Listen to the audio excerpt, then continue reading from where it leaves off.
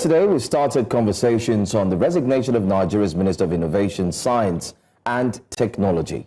I'll talk about Mr. Geoffrey Nnaji from President Bola Tinubu's cabinet amid controversies around his academic records and allegations of certificate forgery. Now, Nnaji, who was appointed in August 2023, announced his resignation in a letter to the president on Tuesday, expressing appreciation for the opportunity to serve.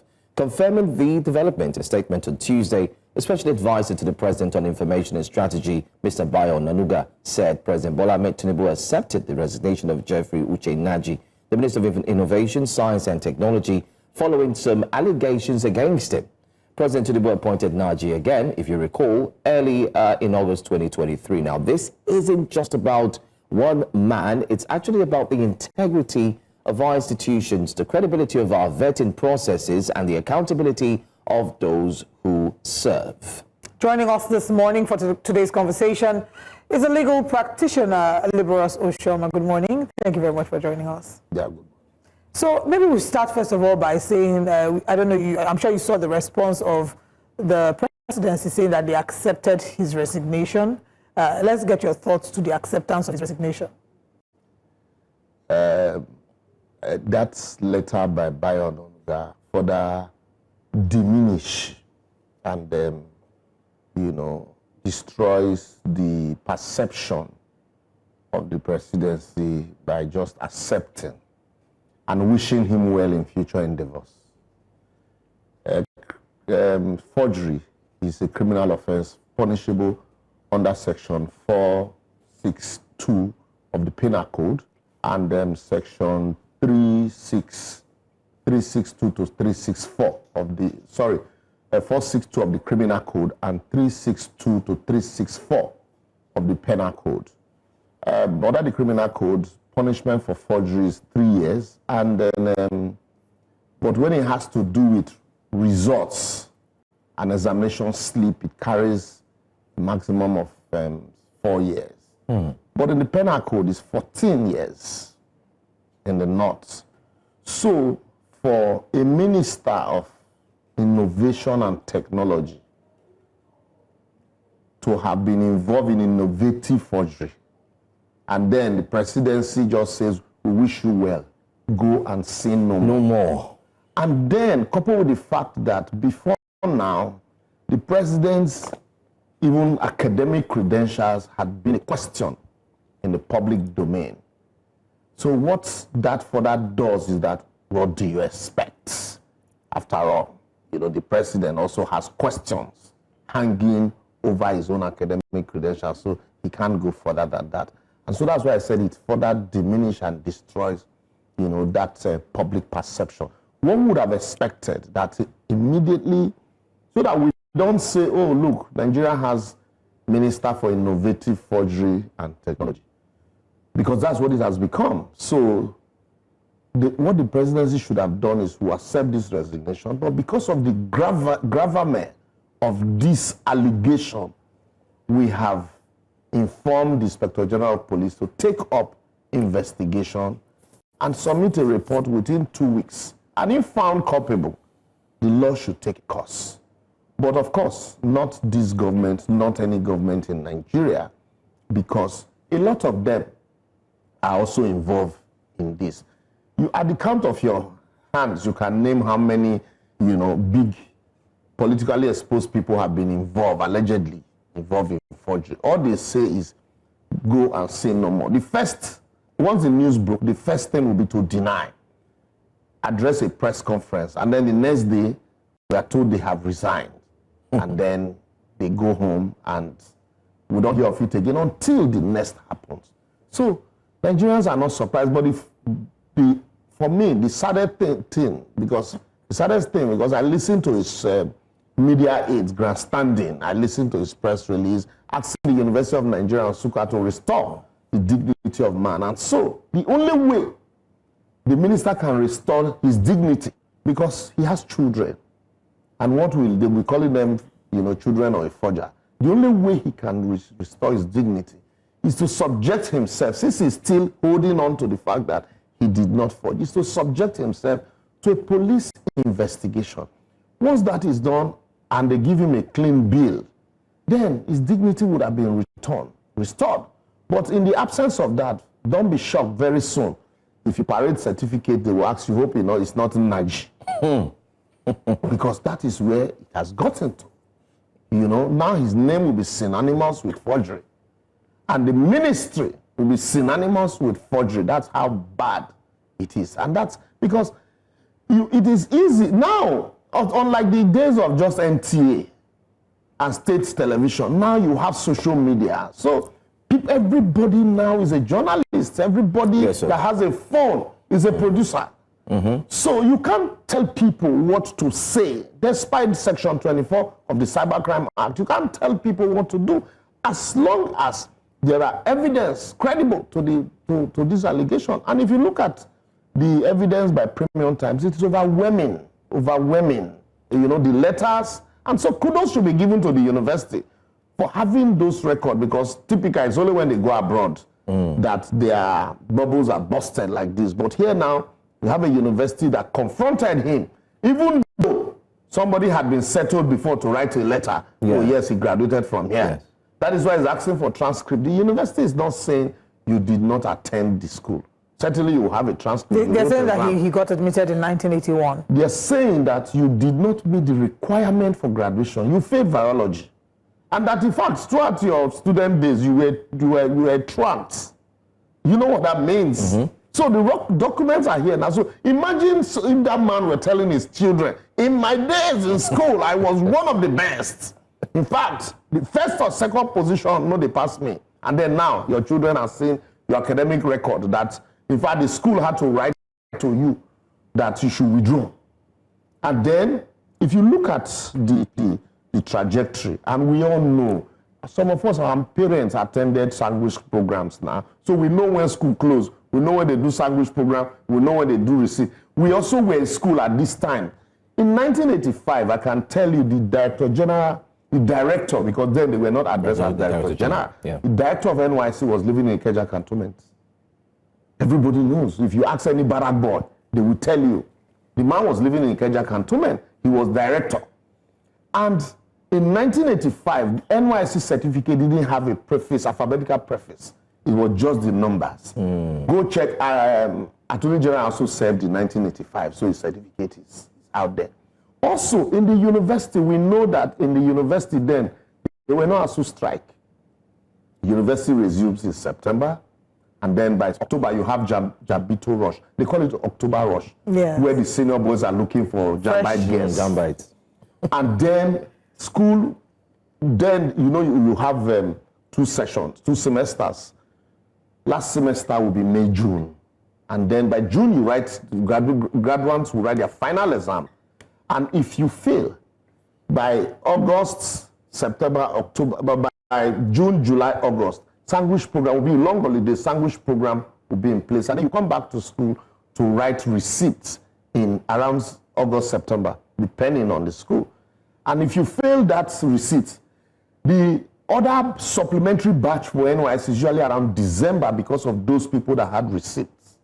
So NYC usually was around July, June, July.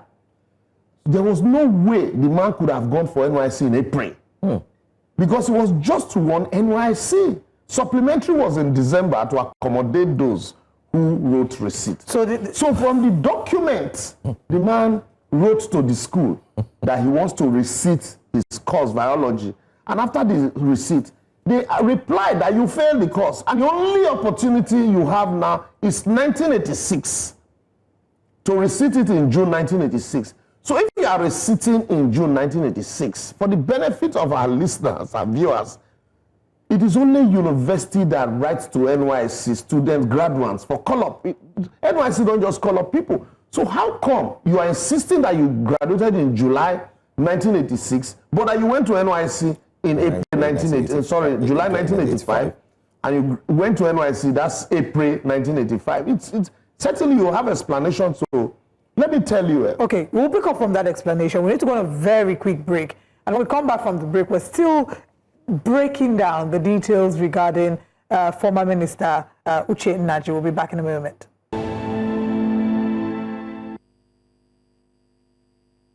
Welcome back to Breakfast Central. We're still looking into the details that led to the resignation of former Minister Geoffrey Uche Nnaji from being the Minister of Science, Innovation, Science and Technology. We're joined this morning by Mr. Liborous Oshoma, legal practitioner, who is breaking this down, the details, and then we'll start to look into the legal implication of what this means. You've shared the conflict of information from his certificate, his graduation certificate, his NYC certificate, and what was obtainable at the time. And we've also looked at what the government has said and how the government has handled this. Where does maybe presumption of innocence come into this? And I ask because there have been angles that have been raised. Even me, I laughed at that Wait question. now. No, because legally, there's still the presumption of innocence, regardless of the investigation by Premium Times magazine. There have been several angles that I've heard raised. One, that can we prove that the document was forged? Okay, if we can prove that the document was forged, was he forged by him? Was he aware of the forgery? So these areas. So how do we bring in the legal right or the legal section 36 subsection 5 that gives presumption of innocence? That is why he's not in jail, because he's still presumed innocent. That's why he's not in jail. But look, let me tell you, today, unlike before, it was just one court of law, and that's the only court. Now you have the court of law and court of public opinion. The court of law might not have tried him, but in the court of public opinion, with the documents available, his guilt as charged. Court of law does not pander to those. Court of sentiment does not pander to technicalities and all of that. It's court of public opinion, and you are. So what do you do to ensure that you prove your innocence in both courts? Because the government can be on your side and leave out, despite the overwhelming evidence in the court of public opinion, and leave out, the issues of pursuing the legal aspect of it in the court of law.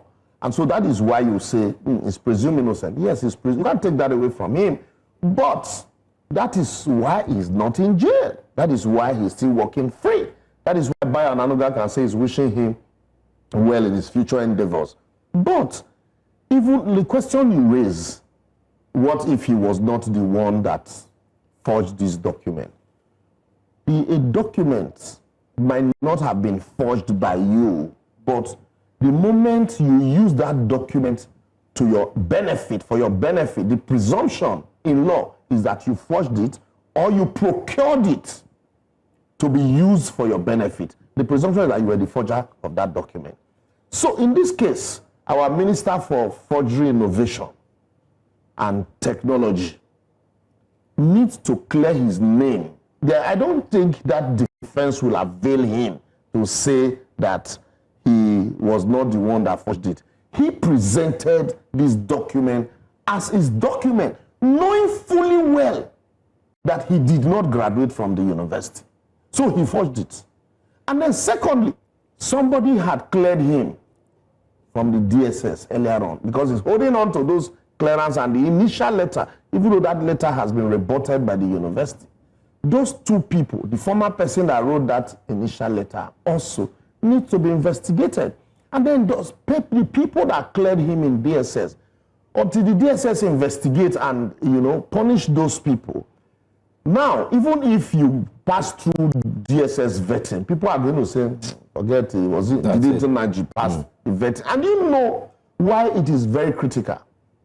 The message we are sending is that you can forge a document, use it to become a minister, serve for 2 years, and then you are busted, you are asked to go. You have earned salaries, you are benefited from the forgery. Mind you, this was the APC governorship candidate in Enugu State in the last election. And so he's saying he's being pursued by political opponent. The question is, did you graduate in 1985? This document you paraded, because he has also admitted in an affidavit that he was not given a certificate. So the certificate you presented to the federal government, where did you get it from?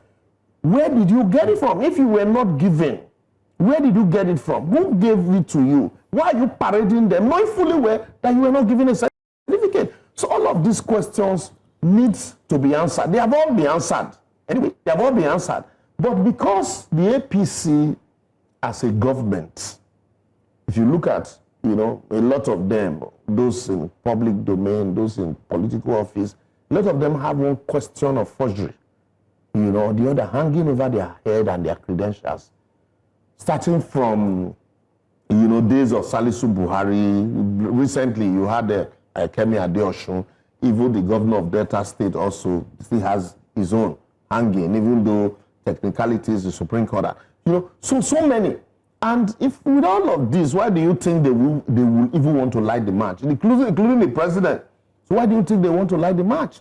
So that's why what they will just do quietly is wish that this would go away. And what can the public do is to keep, I doubt if the social media, the conventional media can keep this in the top burner for a long time, because INEC is around the corner now, and that is gradually taking over this one. But it is for Nigerians to keep this up consistently and ask questions until the right thing is done. The same way people are asking, anytime issue of forgery comes up, people will ask about the president's credentials. So, and until it is all resolved, people will continue and consistently ask this question. And like I said, the only way the former minister can clear his name is to submit himself to a thorough investigation by the police. And the only way the presidency can also exonerate themselves that they are not encouraging criminality is to set up an inquiry into this to either corroborate or disprove what Premium Times had done. And kudos to the media consistently, you know, putting these people on their toes. Otherwise, nobody even has time to do investigative journalism again. This took them 2 years. 2 years. 2 years. So 2 years. To and then I'm also kudos to the agencies for responding. NYC is known to have responded. The issue of Kemi Adeosun, despite the cover-up, they responded. On this one too, NYC had responded. He's suing the university. Why is he not suing NYC? That's a big question. Because another thing we also have to look at very quickly is the fact that, I mean, in 1999, in the case of Salisu Buhari, he was sentenced to 2 years in prison and also given the option of paying the fine, and he paid the fine, of course, which was accepted by the then President Olusegun Obasanjo. In his case now, he has these same options which you've mentioned, the penal code and the likes. But what does this tell about the DSS, the police? Because they have to do their due diligence before an appointed person is given that ministerial office. Does this show that you may take a bow should be reflected upon or should be looked into? The DSS, for me, like they say, law in Nigeria is meant for the poor and the weak. And like African China said, poor man when steal Maggi, he will sink face for crime fighter. But rich man when steal money, we know the same face for crime fighter. So in this case, when it's to arrest, you know, perceived innocent people, the DSS is swift. You know, when it's to oppress voters, you see them wear balaclavas and carry, you know, heavy guns. But this country has for years now been enmeshed in insecurity, and we see terrorists, bandits, carrying guns to go negotiate with, you know, political office holders, and even some persons saying the DSS, you know anytime he goes to discuss with bandits in the bush, Gumi, Sheikh Gumi. And so that same DSS, that's, you know, what do you expect? So I think the new DG of DSS, you know, who has been very professional in his utterances so far, I think this is the time for him to say, look, we are different. We're a different agency. Usually we are not heard. Our actions should speak for us. So the people that cleared this man before, they should be answering questions by now. A statement should come from DSS to say, yes, we were mentioned in all of this vetting, and these are the procedures we adopt, but with this, we're going to tighten, or we had written and we were not responded to, or we're going to investigate to find out how he was able to scale through that vetting. And then also, excuse me, sorry, considering the initial letter from the university written by the lecturer, the registrar, the DSS to a very large extent might be excused. They can rely on that letter to say, we requested for information from the university, and we got this letter to say that this person actually graduated from here. But the DSS cannot just keep quiet. There should be a statement. We shouldn't be the one doing their job for them. But that initial letter, the university should not just write to rebut it, because that's what he's holding on to now. That is this new VC that is, witch hunting him, being used by the governor. But the question remains, with the overwhelming, in fact, it's like they brought out his file, his university file, and everything is in the public. So the question remains, are those information in your file, are they true? And did you receipt that biology? And at what point did you receipt it? He has not answered those questions. So until those questions are answered, and then those people, especially that former or the registrar that wrote that letter, is called to question. Tomorrow, we are going to have all of this. Forget the case of Salisu Buhari. He was sensational. At that time, we're just embracing democracy. Obasanjo also needed some low-hanging fruit to show that they meant business. But after that, what happened? It became business as usual. But you can still look back in Obasanjo's time and say, oh, it was a bit better. But subsequently, it was all just forged, and then you're given a tap on the back and asked to go and sin no more. So, and the image it paints of government in Nigeria and governance is that, we encourage criminality and there are no consequences for action once you are politically exposed. And my big Bayo Oshoma once said, once you join the ruling party, they will use broom to sweep your sins away. And in the days of PDP, it was like that too. This is a non-kinetic approach. I mean, we see when they, for example, go to they have big grammar for it. Yes, non-kinetic approach. Yes. Let him go. And then tomorrow, what you are telling, that's why people can tell you now that education is scam. Yeah. So what you are telling the youth is, look, it's good to forge. But once you forge, don't remain a poor man. These are the same people that when that young girl from Anambra's name came up with the everybody has something to say. Yes, because you see how Mesoma also was defended. Yes. That's the society we are in now. So, but today, the same people are defending and telling him, go and sin no more. So, it is the same thing. So, we celebrate, once you get there, just get there anyway. We will celebrate you, they'll give you chieftaincy title, and then you become a big name. And as a society, we must hold ourselves to account. We must do better. Really must do better. Mr. Liborous Oshoma, thank you for joining us this morning. We'll continue to talk about this, but we'll be moving to another conversation. When we come back, we're assessing performance of President Bola Tinubu's cabinet, one that this minister belonged to before, but no longer belongs to. We'll be right back.